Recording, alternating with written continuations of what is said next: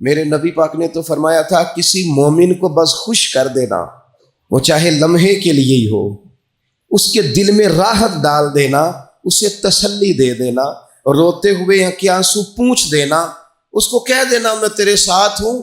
فرمایا مومن کے دل میں تم نے خوشی داخل کر دی تو 60 سال نفل پڑھنے سے اللہ تمہیں زیادہ ثواب عطا کر دے گا۔ تو یہ فارغ بیٹھنے کا وقت کہاں سے آیا؟ یہ بور ہونے کا ٹائم کہاں سے آیا؟ ہم نے اپنے آپ کو بیکار کر لیا ہے، اور رب نے نہیں بیکار پیدا کیا، ہم نے بیکار کر لیا، ہم نے اپنے آپ کو زنگ لگا لیا۔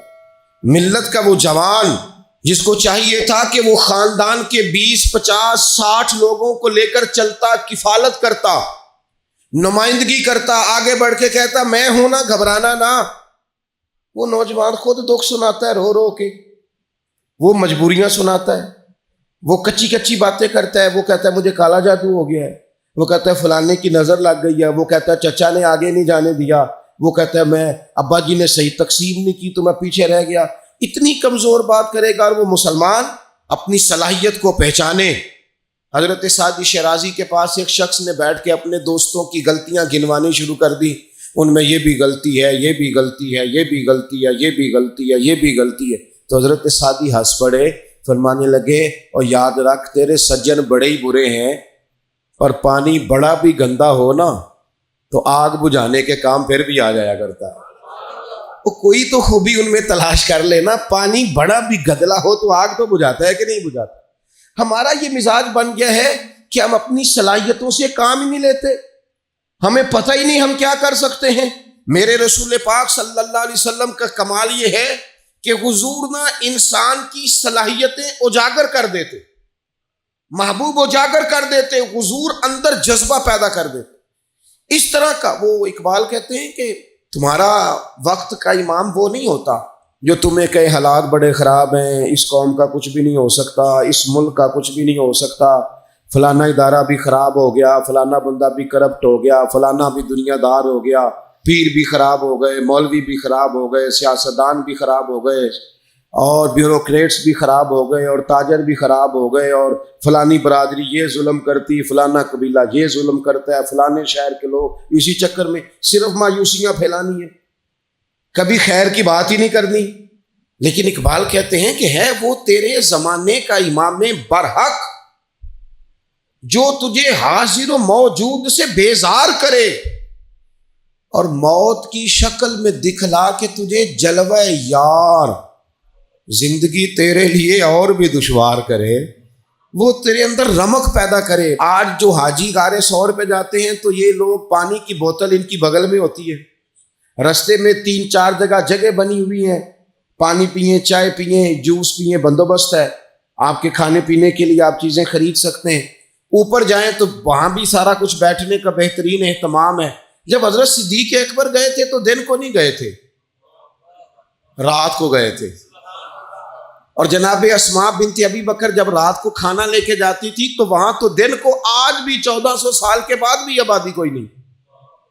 اس وقت کیا منظر ہوگا؟ اور اب رستہ بن گیا تھا، اب تو رستہ بھی نہیں تھا۔ تو حضرت اسماء کہتی ہیں میں اکیلی روٹی پکاتی تھی، پھر اسے باندھتی تھی، پھر میں یہ نہیں کہ 2 4 میرے ساتھ ساتھی چلو تو پھر غار سور پہ چلتے ہیں، لوگ تو یوں جاتے ہیں نا۔ فرماتی میں دیکھتی تھی ادھر ادھر کہ کوئی ہے تو نہیں، دیکھ تو نہیں رہا۔ جب کوئی نہیں ہوتا تھا تو رات کو جاتی تھی اور غار پہ کھانا دے کے آتی تھی، اور حضرت صدیق اکبر نے حضور کو کندھوں پہ بٹھا کے کہا تھا حضور پتھر نکیلے ہیں، ان کی نوک تیز ہے، کہیں مقدس قدموں کو تکلیف نہ دیں، اگر مہربانی کریں تو میرے کندھوں پہ نہیں بیٹھ جاتے؟ حضور حضرت صدیق اکبر کے کندھوں پہ بیٹھ گئے۔ درویش کہنے لگے پباں پار قدم نہیں جے لاؤندا تے 100 پہاڑ تے چڑھیا جاندا، او پیا جاندا جے یار نبی دا، اے اصلی دلدار نبی دا، او پیا جاندا جے یار نبی دا، اے اصلی دلدار۔ اپنے اندر جذبہ پیدا کرے، ہم کچھ کر سکتے ہیں۔ غریب ساری زندگی دکھ ہی سنائے گا کہ میں غریب ہوں، اس نے محنت کب کرنی ہے، جد و جہد کب کرنی ہے، اس نے آگے کب پڑھنا ہے، وہ کب تک یہ کام کرے گا۔ اپنی زندگی کے اندر شعور پیدا کریں اور اپنی صلاحیت سے کوئی نفع لیں۔ آپ کیا کر سکتے ہیں زندگی میں؟ میں نے کہا کچھ نہیں کر سکتے، گلی سے روڑا تو اٹھا سکتے ہیں کہ نہیں؟ کچھ انقلاب اپنے مزاج میں پیدا کریں، کچھ تبدیلی پیدا کریں۔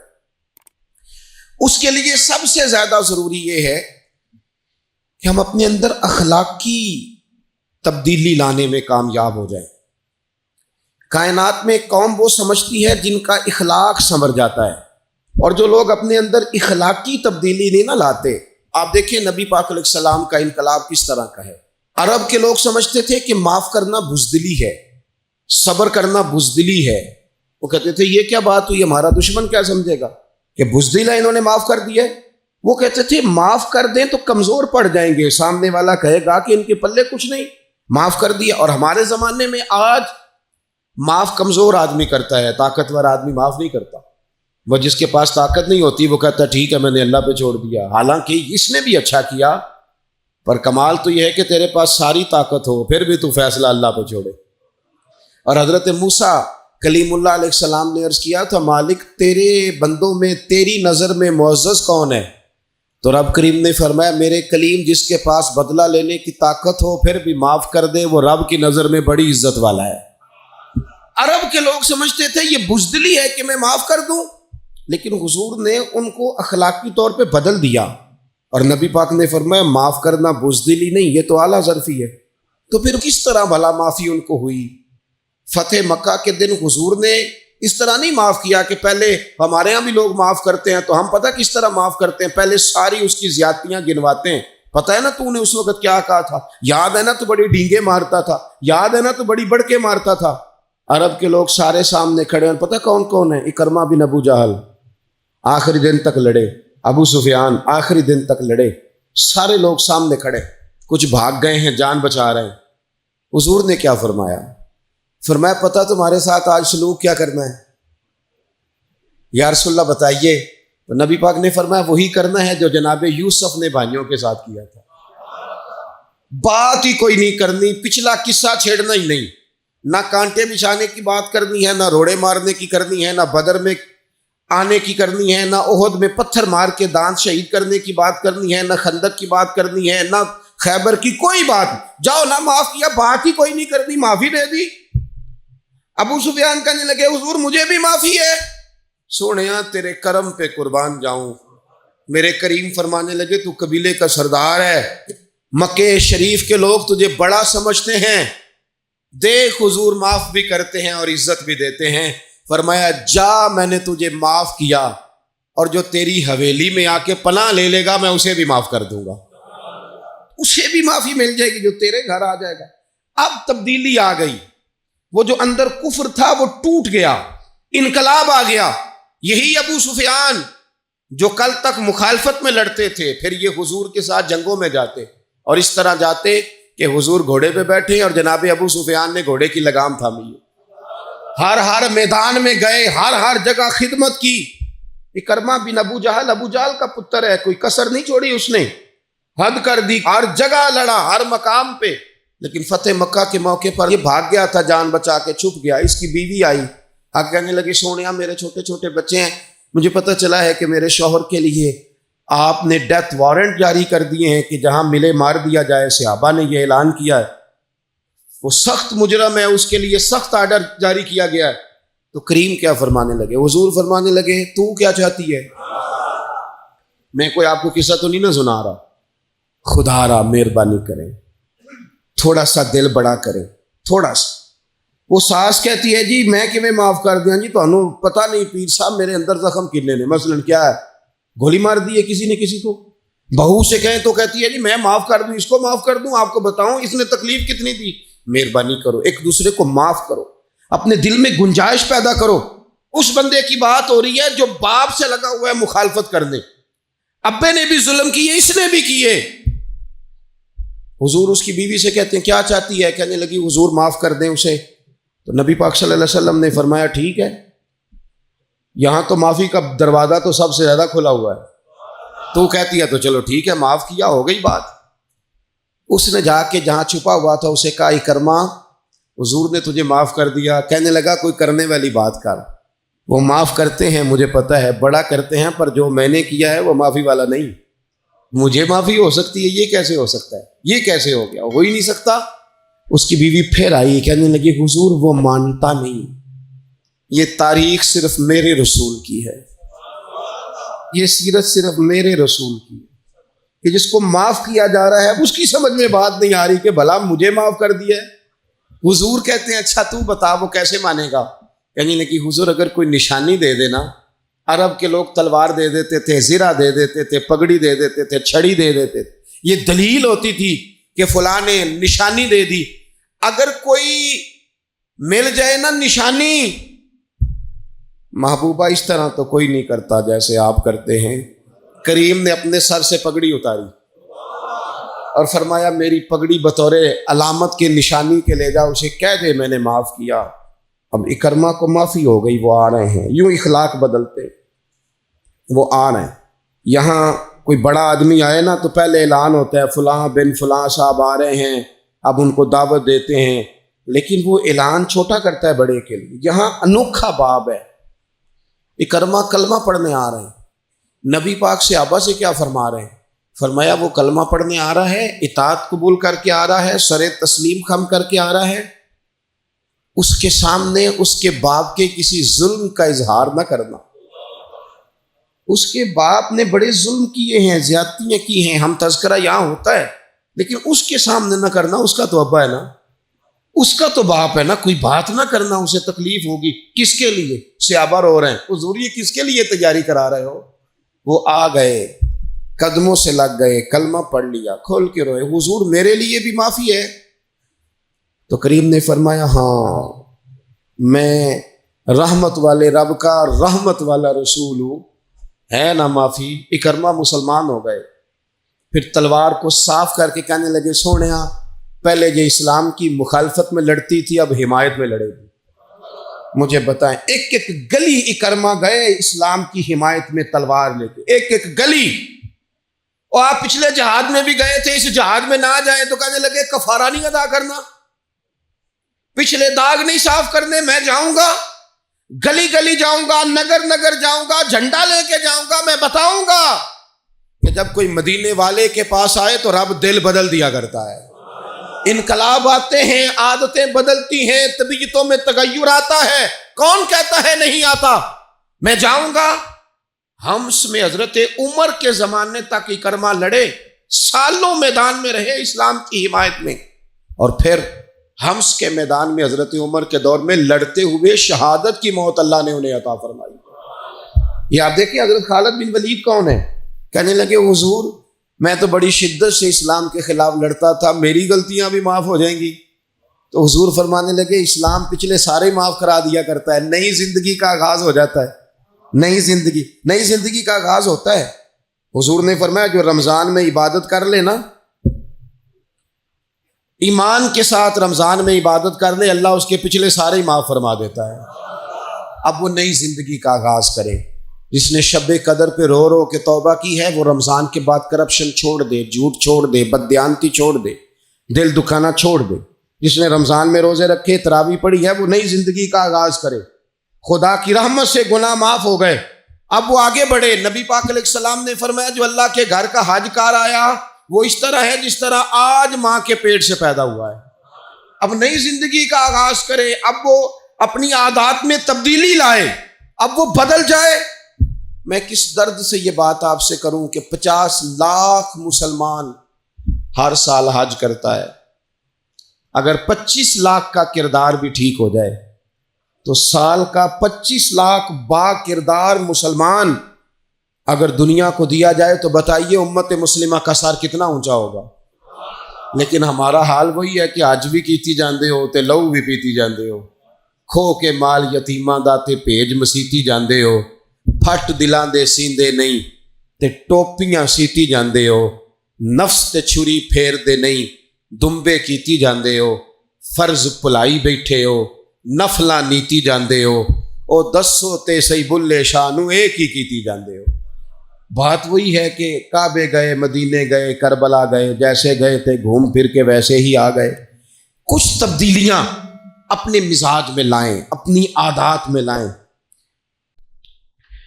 اللہ کریم کے دو پاک نبی بیت اللہ شریف کی بنیادیں اٹھا رہے تھے، بلند کر رہے تھے۔ وَإِذْ يَرْفَعُ إِبْرَاهِيمُ الْقَوَاعِدَ مِنَ الْبَيْتِ وَإِسْمَاعِيلُ، جب اٹھاتے تھے ابراہیم علیہ السلام اس گھر کی بنیادیں، اور ان کے ساتھ اسماعیل علیہ السلام بھی تھے، دو نبی ہیں، پیغمبر ہیں، اللہ کی توفیق سے اللہ کا گھر بنا رہے ہیں، مشقت کر رہے ہیں، محنت کر رہے ہیں، کوشش کر رہے ہیں، بیت اللہ کی تعمیر کر رہے ہیں۔ تو رب کہتا ہے، پتہ ہے وہ مجھ سے کہتے کیا تھے؟ میرا ہی گھر بنا رہے ہیں، پر مجھ سے کہتے تھے ربنا تقبل منا، یا اللہ یہ خدمت ہم سے قبول فرما لینا، یہ قبول کر لینا۔ قبولیت بڑی نعمت ہے۔ کچھ لوگوں کے پاس قابلیت بڑی ہوتی ہے پر ان کی قبولیت، دو بھائی تھے، ملا فضل اور فیضی اکبر کے دربار میں، بڑے عالم تھے، قرآن مجید کی تفسیر لکھی ہے اور ایسے لفظ کوئی استعمال نہیں کیے جن پر کوئی نقطہ ہے، بے نقطہ تفسیر۔ بڑے بھائی کا حافظہ اتنا مضبوط تھا کہ وہ کسی چیز کو ایک دفعہ سنتا تھا تو یاد کر لیتا تھا، چھوٹے بھائی کا حافظہ اس طرح کا تھا کہ وہ دو دفعہ سنتا تھا تو یاد کر لیتا تھا۔ ایک شخص اپنا قصیدہ شاعری بادشاہ کے لیے لکھ کے لایا، تو اس نے جب دربار میں سنایا تو بڑا کہنے لگا، بادشاہ یہ تو شعر ہی میرے۔ اس نے کہا آپ کے کیسے ہیں؟ کہا میں سناؤں؟ تو آپ نے ابھی اشعار سنے ہیں، ایک دفعہ سن کے یاد نہیں ہوتے، کوئی بندہ دعویٰ نہیں کر سکتا کہ مجھے یاد ہو گئے۔ لیکن وہ بڑے بھائی کو چونکہ اس کا حافظہ اتنا زیادہ تھا، اس نے ایک دفعہ سنے اور اس نے سنا دیے، تو اب بادشاہ کو یقین ہو گیا یار حد ہو گئی، یہ تو نہیں نہ ہو سکتا کہ اس کو اس نے سنا دیے۔ تو چھوٹے والا کہنے لگا، بادشاہ سلامت یہ واقعی میرے بھائی کے شعر ہیں، یہ تو مجھے بھی آتے ہیں، کیونکہ وہ دو دفعہ سن کے یاد کر لیتا تھا نا۔ بڑے ایک دفعہ شاعر سے سنا، ایک دفعہ بڑے بھائی سے سنا، اب دو دفعہ سننے پہ یاد ہو گیا۔ جب اس نے بھی سنا دیے تو بیچارے شاعر کو سزا مل گئی اور ان دونوں کو انعام مل گیا۔ بلا کا حافظہ، بلا کے قابل، کمال ڈگریاں، کمال باتیں، کمال علم و فن، لیکن ان کی قبولیت نہیں تھی۔ بادشاہ کے ناجائز کاموں میں بھی اس کو سپورٹ کرتے، فتوے دیتے، اور بادشاہ کو گمراہ کرنے میں انہوں نے بڑا کردار ادا کیا۔ اسی دور میں ایک مرد کلندر کو اللہ نے قبولیت عطا فرمائی، جن کو شیخ احمد فاروقی مجدد الفسانی کہا جاتا ہے۔ انہوں نے دین کی تبلیغ کی، کام کیا، خدمت کی، ان کی خدمت قبول ہوئی۔ مجدد صاحب کی کتاب مکتوبات جو انہوں نے خطوط لکھے تھے دنیا میں پڑھی جاتی ہے، اس سے لوگ فیض پاتے۔ اور میرے بھائی ابو جہل بڑا قابل تھا، ابو الحکم کہتے تھے لوگ اس کو، دانائیوں والا، حکمتوں والا، پنچایت کا آدمی، لوگ مشورے لیتے تھے، لیکن بڑا سمجھدار، بڑا معاملہ فہم، بڑا مدبر ہونے کے باوجود اس کی قبولیت، یہ قبولیت اللہ نے حضرت صدیق اکبر کو عطا فرمائی۔ ساری زندگی ہم نے قابل بننے پہ لگا دی، قبول ہونے پر توجہ ہی نہیں کی۔ قابلیت بھی پیدا کرے لیکن قیمتی جوڑا ہو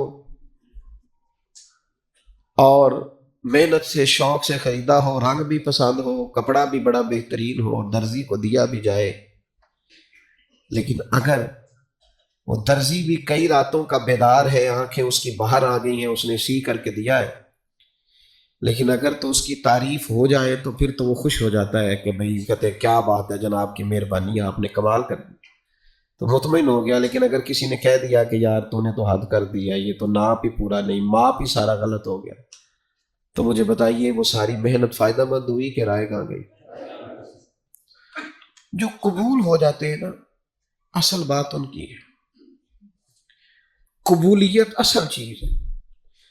قرآن مجید پڑھا ہے، تلاوت کی ہے، عبادت کی ہے، دعا کرو نا، وہ قبول بھی تو کرے نا، اور وہ کریم ہے۔ اگر تو قبول کرنے پہ آئے تو نبی پاک علیہ السلام نے فرمایا تم باتیں کرتے کرتے ایک ایسا جملہ کہتے ہو کہ مالک کو اتنا دریائے رحمت کو جوش آتا ہے کہ ایک جملے کی وجہ سے تمہارے لیے جنت کا فیصلہ کر دیتا ہے۔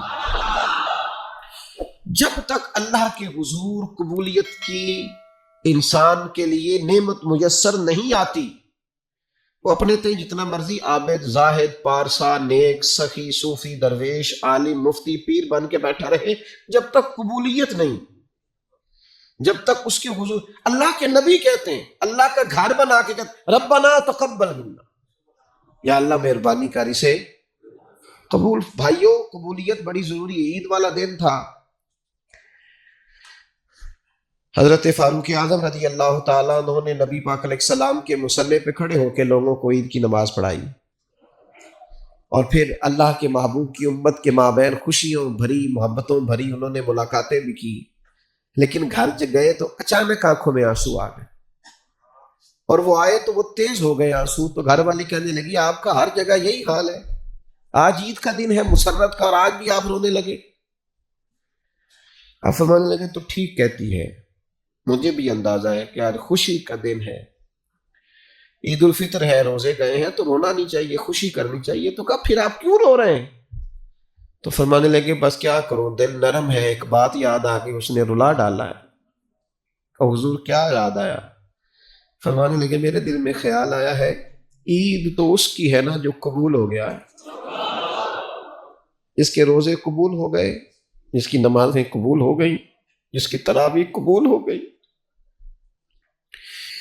جس کا اعتکاف قبول ہو گیا، جس کی بیت اللہ کی حاضری قبول ہو گئی، جس کی روضہ رسول کی حاضری قبول ہو گئی، جو قبول ہو گئی۔